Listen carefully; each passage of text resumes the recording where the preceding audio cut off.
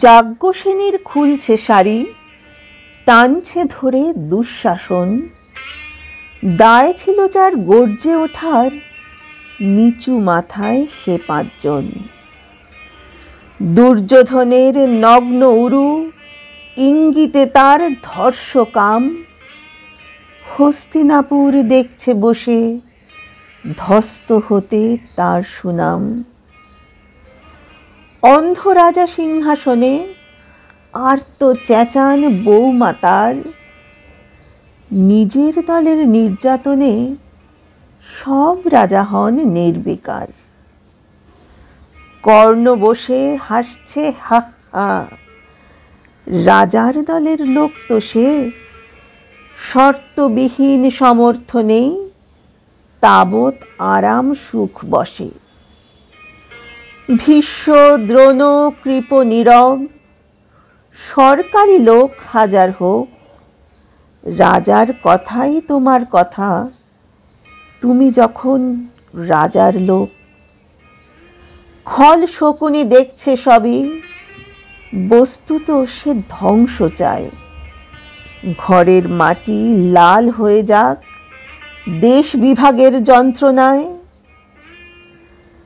সুশীল সভায় ঘটছে যখন রাজ অপরাধ জঘন্য, ঠিক তখনই তার বিরোধে চেঁচিয়ে ওঠেন বিকর্ণ।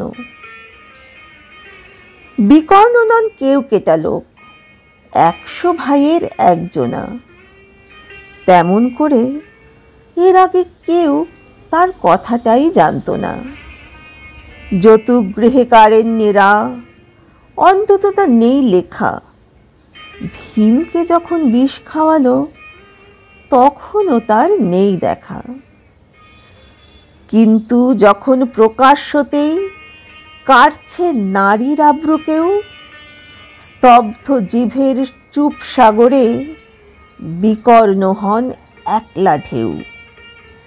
চেঁচিয়ে ওঠেন রাজার কুমার, যুবরাজের বিরুদ্ধেই। মহাবলী পাণ্ডবেরও তখন গলায় সে সুর নেই।